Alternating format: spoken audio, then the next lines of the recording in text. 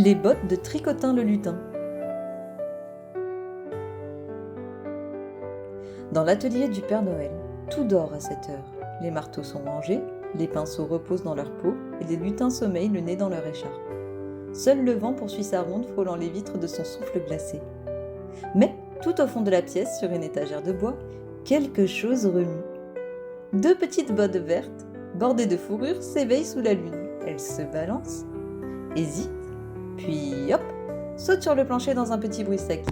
Ce sont les bottes de Tricotin, le plus distrait des lutins. « Mes bottes !» s'exclama-t-il en ouvrant un œil. Il bondit de son lit, trébucha sur des peluches, fit tomber un pot de peinture et un rouleau de ruban doré s'enroula autour de ses jambes. « Attendez !» cria-t-il tandis qu'il tentait de se défaire du ruban. N'écoutant guère, elles continuèrent leur course folle dans l'atelier. Et Tricotin, en les poursuivant, se prit les pieds dans tout ce qui se trouvait sur son chemin. Il fit tomber un traîneau miniature, renversa un seau de paillettes et heurta un empilement de jouets qui s'écroula comme une petite avalanche. Des crayons roulèrent, des ciseaux sautèrent et des rubans voltigèrent autour de lui. « Oh non, revenez ici !» supplia Tricotin tout en essayant de les rattraper. Les bottes, elles, s'amusaient follement, tapant joyeusement du talon sur le plancher et laissant derrière elles une traînée de petits bruits coquins. Mais soudain, une forte voix résonna derrière eux. « Qu'est-ce que ce vacarme ?» Le Père Noël venait d'apparaître, les mains posées sur sa grande ceinture et les yeux pétillants de malice.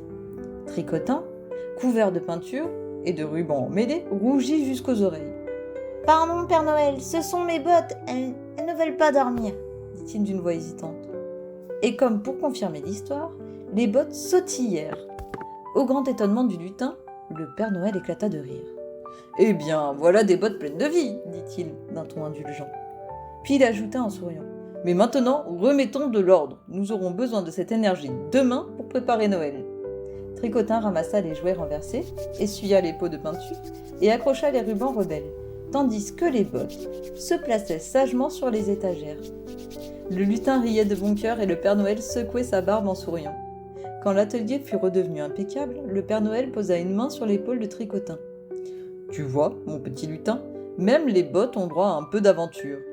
Mais trêve de bêtises, il faut être sage pour être récompensé. » Les bottes frémirent légèrement, comme pour promettre qu'elles resteraient cette fois sur leur étagère, au moins jusqu'à la nuit prochaine.